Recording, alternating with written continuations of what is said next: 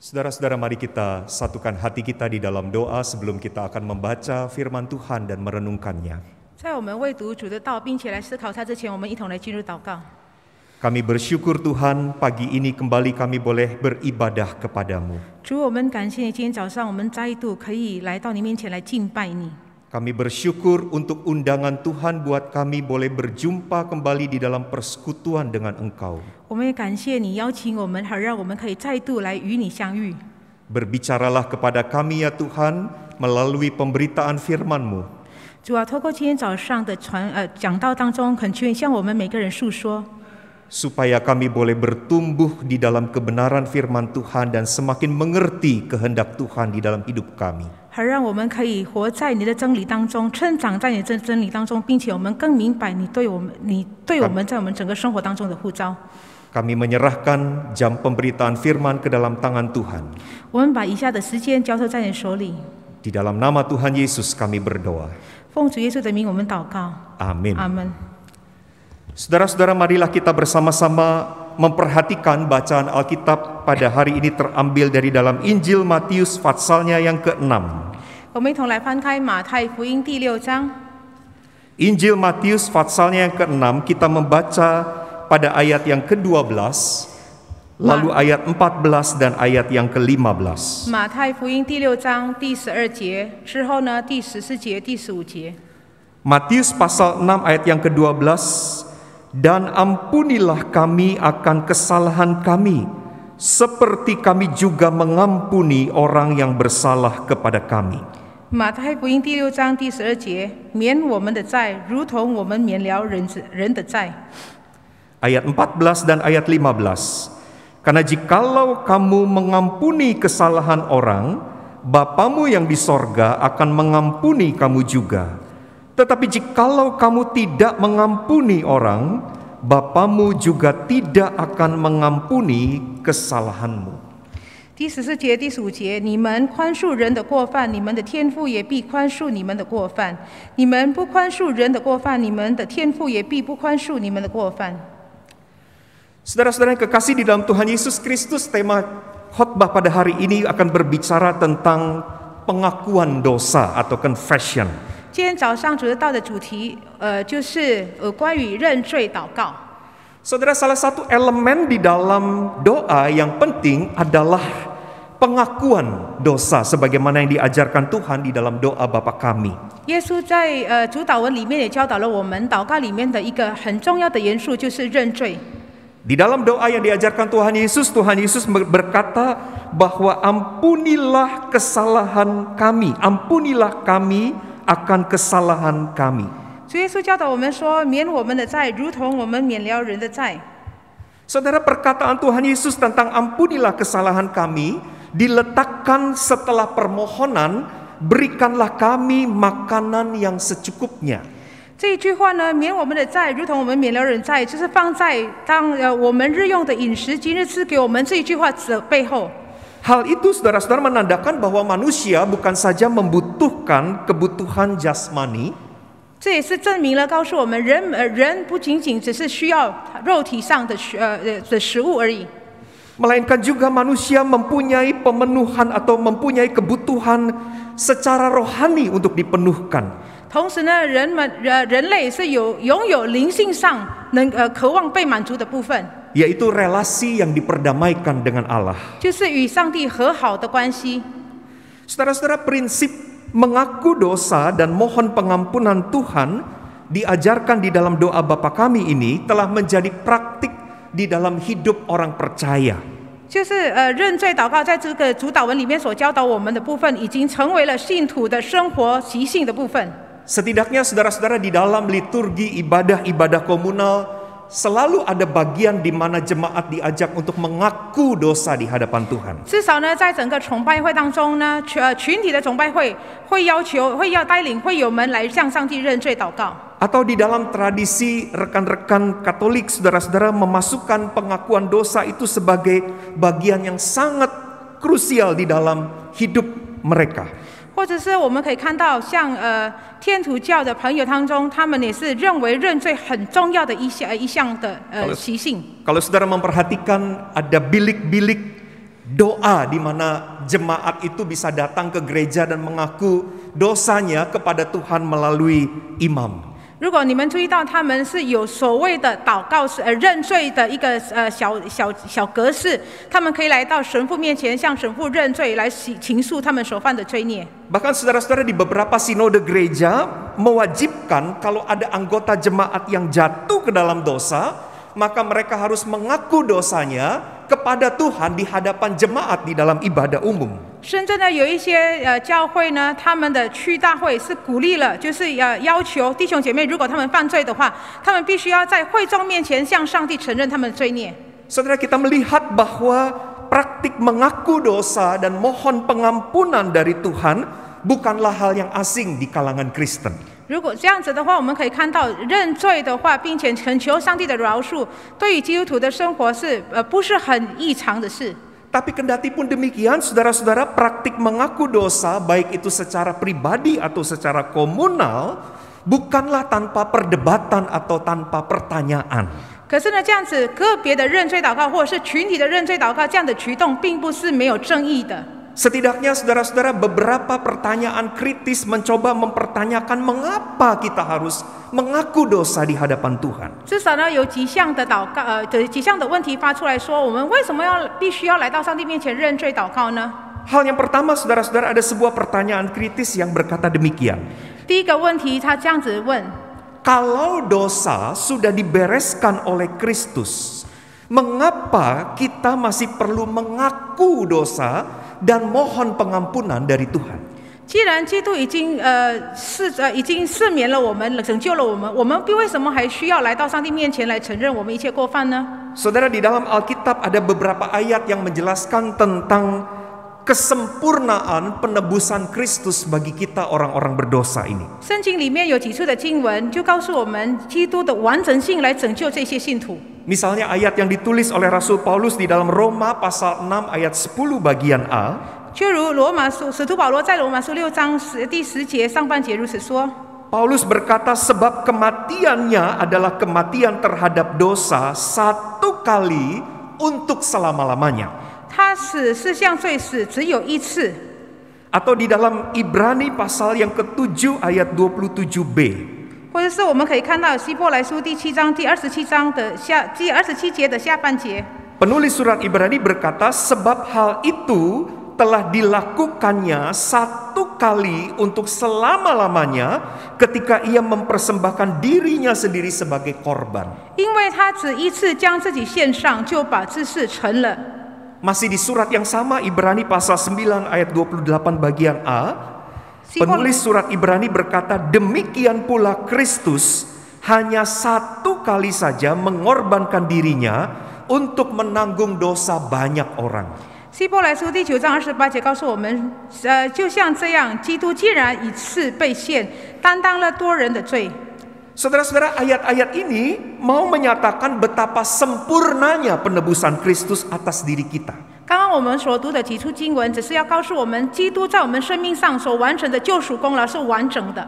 Ayat-ayat itu mau mengatakan bahwa Kristus telah menyelesaikan atau membereskan dosa-dosa kita satu kali untuk selama-lamanya. 这些经文告诉我们，基督用了一次性的拯救，已经把我们所有的罪孽把它洗净了。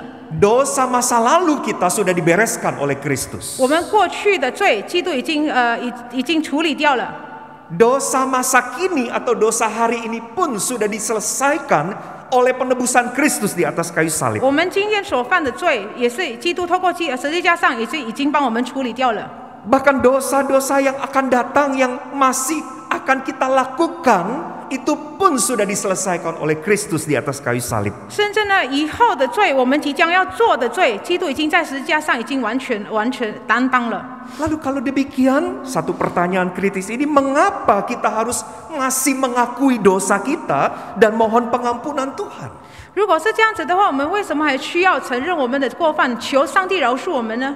Kalau semuanya sudah beres, kalau semuanya sudah selesai, untuk apa lagi kita mengaku dan minta ampun kepada Tuhan? 如果一切已经好了，已经和好了，我们为什么要来到上帝面前求上帝饶恕我们呢？ Saudara, seorang penafsir Alkitab mengatakan bahwa ayat-ayat seperti yang tadi dibacakan itu sebetulnya berbicara tentang pengampunan yudisial. 刚刚我们所读的几处经文告诉我们说，有关于合法性、司法性的一个宽恕。 Artinya saudara-saudara, ayat-ayat tadi berbicara bahwa secara legal saudara dan saya memang betul-betul telah diselamatkan. 意思是说，你我都是已经合法的被拯救了。 Tapi kalau kita baca di dalam doa Bapa kami yang diajarkan oleh Tuhan Yesus ini, saudara-saudara, 可是如果我们看主耶稣所教导的主祷文里面， Tuhan Yesus mengajarkan kita berdoa dan mengalamatkan doa kita itu kepada Bapa. 耶稣教导我们把我们的祷告向父呈现出来。 Karena itu disebut Bapa kami yang di sorga. 因此呢，祷告的开头就是我们在天上的父。 Saudara, pada waktu kita memanggil Allah sebagai Bapa, yang Tuhan Yesus sedang bicarakan di sini adalah tentang relasi. 当我们来称上帝为父的时候呢，这里基督所要强调的就是关系。 Maka penafsir Alkitab banyak mengatakan bahwa permohonan ampun atau pengakuan dosa itu adalah permintaan supaya kita memperoleh pengampunan yang bersifat relasional. 所以呢，很多圣经学家这样子解经的，就是他这样说，所谓的认罪祷告，就是要我们在关系上的一个认罪和好。 Sebab kita sadar, saudara-saudara, pada waktu saudara dan saya berbuat dosa, maka perbuatan dosa kita merusak relasi kita dengan Bapa kita. 因为我们觉悟到，当你我犯罪的时候呢，已经破坏了我们与我们父之间的关系。 Tidak meniadakan status kita, tetapi merusak hubungan kita dengan Bapa kita. 我们的罪没有遗弃了我们的身份，乃是呢破坏了我们与我们父的关系。 Saya ambil contoh, misalnya ada seorang anak berbuat salah kepada bapaknya. 我举一个例子，有一个孩子做了错，对不起他父亲。 Anak ini melakukan sesuatu yang menyakiti hati ayahnya. 这个孩子做了一件事，让他父亲很忧心。 Maka saudara-saudara, kesalahan atau kejahatan anak ini tidak mengubah statusnya sebagai anak dari sang ayah. 这个孩子所犯出的罪孽，所犯出的错误，没有突然而然的把这个孩子的身份成为这个父亲的孩子变成不见了。 Dia tetap anak dari bapak itu. 他依然是从那个先生的孩子。 Tapi pada waktu dia melakukan kesalahan, ada relasi yang retak di antara mereka. 可是当他犯错的时候呢，父子之间关系就是破坏了。 Itulah sebabnya saudara-saudara, keretakan relasi itu yang harus dibereskan. 这就是父子之间关系的破裂，就必须要把它和好。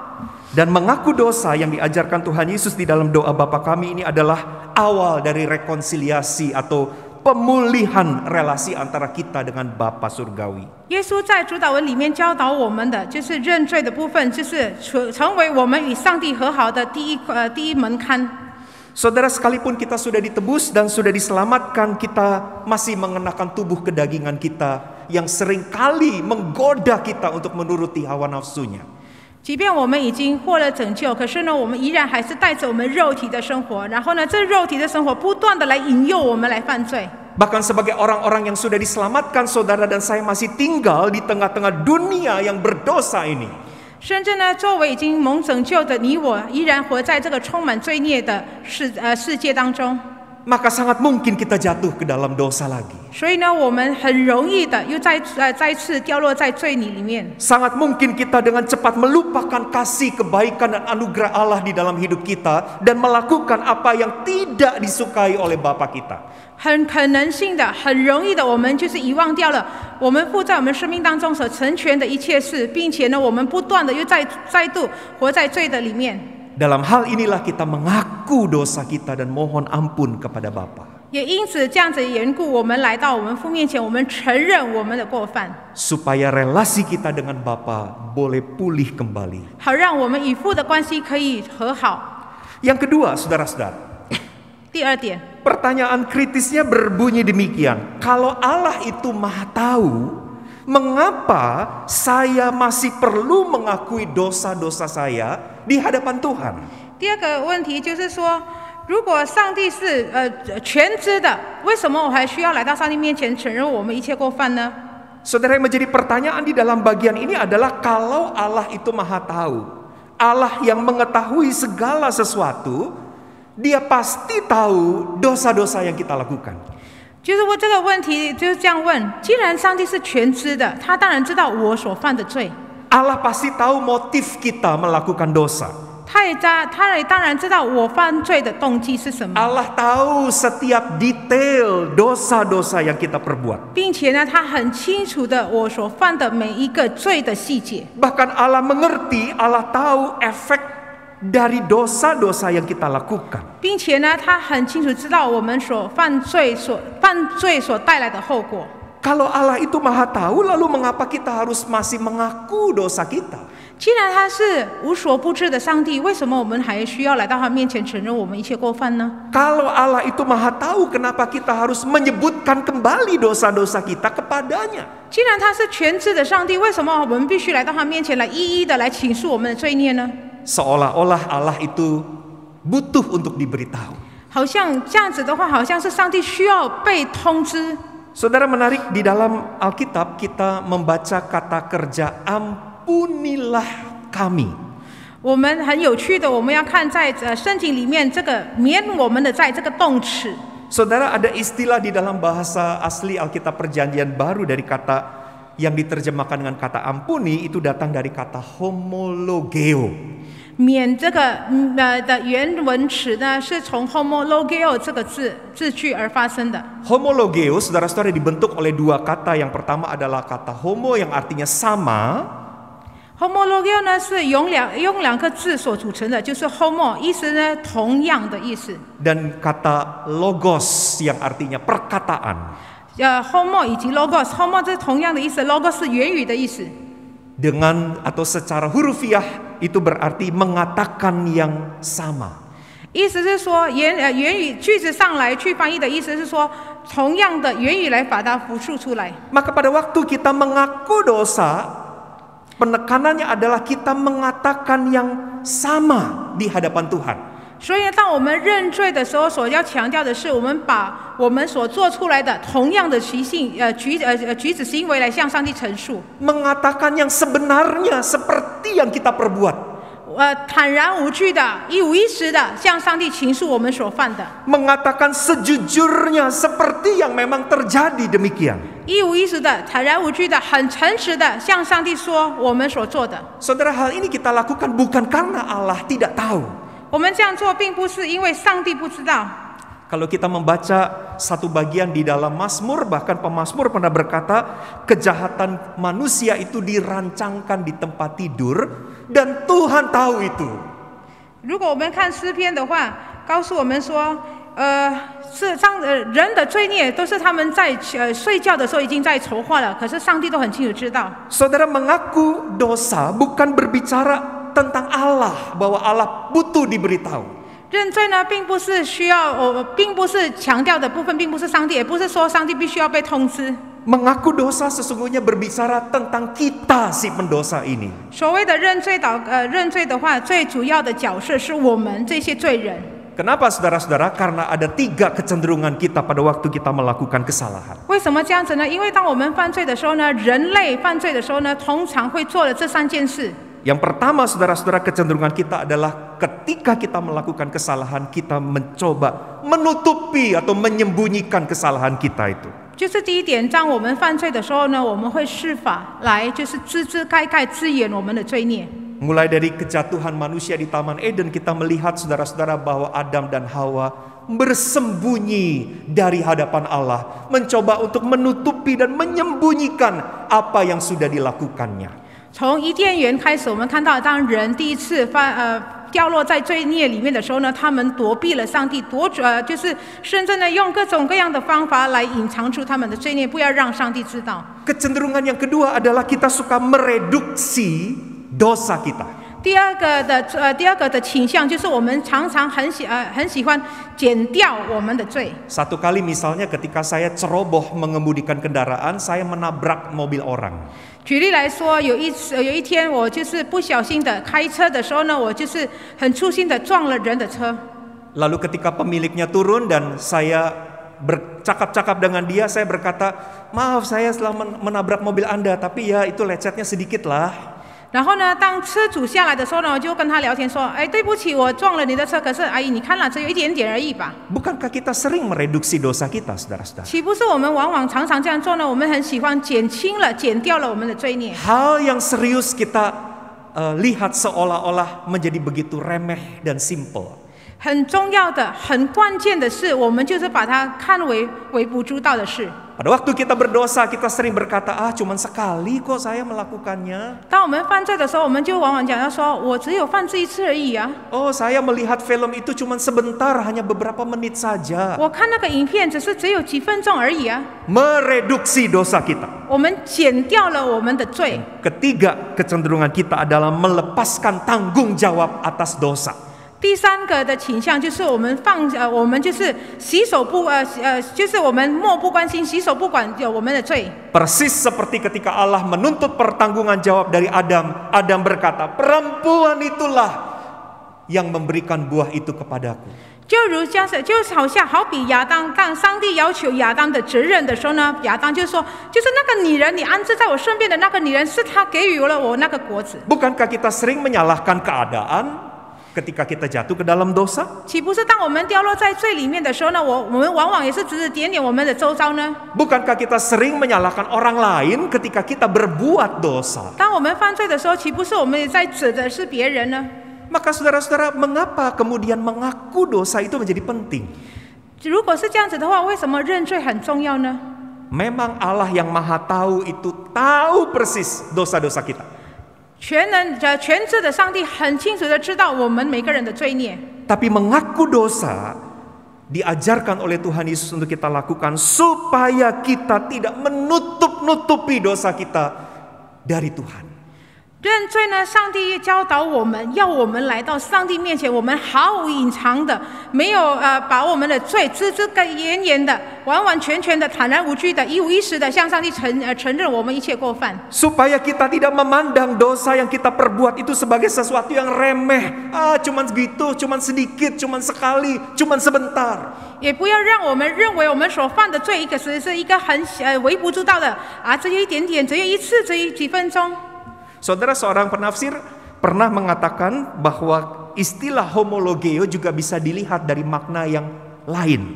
然后呢，另外一个圣经学家他曾经这样说 ，homologeo 这个字句的话也是有其他的意思。 Homologeo berkata yang sama berarti mengatakan tentang dosa seperti yang Allah katakan. homologeo 呢，他认为是说我们倾诉罪，好比是上帝来倾诉罪的方式一样。 Jadi kalau Allah mengatakan bahwa dosa itu serius, maka kita pun setuju melihat dosa itu bukan sebagai sesuatu yang remeh, tetapi sebagai sesuatu yang serius. 如果上帝说罪是很严重的，当然是我们要把罪视为很严重的事。 Artinya menyetujui cara Allah memandang dosa yang kita lakukan. 意思就是说，我们同意上帝的观点来看待我们所犯的罪，或者换句话说，我们以上帝的角度来看罪的严重性。 Pada waktu kita mengaku dosa-dosa kita, kita diajar untuk tidak melepaskan tanggung jawab kita, si pendosa ini atas dosa-dosa yang kita perbuat. 当我们认罪的时候呢，我们被教导说，我们不会洗手不关心我们所犯的罪孽。 Itulah sebabnya walaupun Allah Maha Tahu dan Allah mengerti segala yang kita lakukan, pengakuan dosa tetap diajarkan oleh Tuhan Yesus untuk kita lakukan kepada Tuhan. 这也是为什么，即便上帝是全知的上帝，上帝依然要求我们要来到上帝面前来承认我们一切过犯与罪孽。 Hal ketiga yang terakhir, saudara-saudara, di dalam bagian ini kita belajar tentang pengakuan dosa. 第三个部分，我们今天早上所学习到的部分。 Satu pertanyaan dilontarkan demikian, saudara-saudara. Apakah pengampunan dosa kita hanya bisa kita dapatkan jika kita menerima dan mengampuni kesalahan orang lain? 问题是在于说，我们是否当我们已经饶恕了别人之后呢，我们才能够得到宽恕呢？ Sebab di dalam ayat yang ke-15, saudara-saudara, di situ dikatakan, tetapi jikalau kamu tidak mengampuni orang, Bapamu juga tidak akan mengampuni kesalahanmu. 因为呢，马太福音第6章15节告诉我们：你们不饶恕人的过犯，你们的天父也必不饶恕你们的过犯。 Saudara, di dalam Alkitab khususnya di sepanjang perjanjian baru banyak ayat-ayat yang serupa ayat 15 ini. 在新约圣经当中有很多处的经文，看起来是跟这个马太福音第6章15节是类似的。 Misalnya di dalam Kolose pasal 3 ayat 13 Paulus berkata, dan ampunilah seorang akan yang lain sama seperti Tuhan telah mengampuni kamu, kamu perbuat jugalah demikian. 就如在哥罗西书3章13节那里，保罗说：“总要彼此包容，彼此宽恕。主怎么样宽恕你们，你们也总要如此来宽恕人。” Di dalam Injil Matius 18 ayat 35 Tuhan Yesus berkata, maka Bapakku yang di sorga akan berbuat demikian juga terhadap kamu, apabila kamu masing-masing tidak mengampuni saudaramu dengan segenap hatimu. 马太福音第18章35节也是如此说：你们个人若不从心里饶恕你们的弟兄，我天父也照样待你们。 Ada satu pertanyaan, apakah saudara-saudara mengampuni orang lain itu merupakan syarat untuk kita mendapatkan pengampunan dari Tuhan? 有一个问题说，是否我们饶恕一个人的话，变成一个条件，好让我们也是蒙上帝饶恕？ Kalau memang demikian berarti pengampunan dari Allah adalah sesuatu yang bisa kita usahakan. 如果这是这样子条件的话，看起来呢，从上帝来的宽恕呢，是我们自己努力可以做得到的。 Kalau demikian itu berarti pengampunan dari Allah itu kita peroleh berdasarkan perbuatan kita. 也意思说，上帝所给予我们的饶恕的宽恕的话，是跟我们的所做出来的行为是息息相关的。 Saudara, mengampuni orang bukan syarat untuk mendapatkan pengampunan dari Allah. 饶恕人并不是一个我们不是从上帝得到宽恕的一个条件。 Karena kita tahu saudara-saudara bahwa pengampunan dosa itu hanya terjadi karena iman kepada Kristus dan karena anugerah Allah kepada kita orang berdosa. 因为我们知道上帝的宽恕是因为上帝怜悯我们这些罪人，也因着我们对他的信心而产生的。 Lebih tepatnya sebetulnya kita harus mengatakannya demikian. Bahwa mengampuni orang lain semestinya merupakan bukti bahwa kita sudah diampuni dosanya oleh Allah. 更贴切的，我们应该这样说：我们今天能够饶恕一个人，是这样子，是什么证据呢？证明是我们是已经蒙上帝饶恕到的人。 Bahwa kita sudah mendapatkan pengampunan dari Tuhan. 我们已经从上帝得到宽恕了。 Bahwa kita mengerti apa artinya hidup merasakan anugerah yang Allah berikan kepada kita. 我们明白上帝所赏赐给我们恩典的生活的意义。 Seharusnya pengalaman mengecap anugerah itu merupakan bukti atau dasar yang membuat kita sanggup untuk memberikan anugerah pengampunan bagi orang yang berbuat salah kepada kita. 好让我们这一些已经赏赐过上帝恩典的人，能够懂得去宽恕那些人。 Karena itu saudara-saudara, mengaku dan minta ampun atas dosa-dosa kita kepada Allah berjalan selaras dengan kesediaan untuk mengampuni orang atas kesalahan yang mereka lakukan kepada kita. 因此呢，我们来到上帝面前来承认我们一切过犯的时候呢，跟我们愿意乐意来着去宽恕对我们有对我们有伤害的人的一个举动是平行的。 Biarlah kita boleh semakin bertumbuh mengerti apa yang Tuhan ajarkan melalui doa Bapa kami ini, saudara-saudara. 但愿我们可以透过上帝所教导我们的主导文当中，我们可以更成长，可以更明白。 Sebagai anak-anaknya yang sudah ditebus tetapi yang masih sering juga jatuh ke dalam dosa dan kesalahan. 作为已经蒙上帝拯救的儿女，可是呢，我们依然还是掉落在罪孽里面的。 Tuhan Yesus mengajar kita untuk mengaku segala dosa kita dan mohon ampun kepada Bapa. 主耶稣教导我们，好让我们可以来到上帝的面前来承认我们一切罪孽过犯，也恳求上帝的饶恕。 Mari kita berdoa, saudara-saudara. 我们一同进入祷告。 Kami bersyukur untuk firman-Mu yang boleh kami renungkan bersama pada hari ini, Tuhan. 主，我们为今天早上我们可以一同来思考的话语来感谢你。 Bahwa doa bukan hanya tempat untuk kami meminta banyak hal daripada-Mu. 祷告并不是我们可以向你要求很多的工具， Doa bukan hanya tempat untuk kami meminta kebutuhan-kebutuhan kami secara jasmani. 祷告也并不是我们可以向你要求我们日常的生活的需要的工具， Tetapi sesungguhnya kami mempunyai satu kebutuhan secara spiritual, yaitu relasi yang diperdamaikan dengan Allah. 乃是呢，我们拥有一个很重要的灵性上的关系，就是与上帝和好的关系。 Terima kasih karena Engkau Tuhan adalah Allah yang mengampuni dosa-dosa kami. 主，感谢你，因为你是宽恕我们一切罪孽的上帝。 Dan karenanya Tuhan, sebagai orang-orang yang masih seringkali dikuasai oleh nafsu kedagingan, 也因此呢，我们还是一样常常被我们肉体所困住的人。 sebagai orang-orang yang masih tinggal di tengah-tengah dunia yang berdosa dan seringkali kami tidak mampu hidup secara berbeda dari dunia ini. 主啊，我们作为依然还是活在这个充满罪孽的世界当中，我们往往也是没办法胜过这个世界的诱惑。 Kami datang kepadamu Tuhan dan mengaku bahwa kami adalah orang berdosa.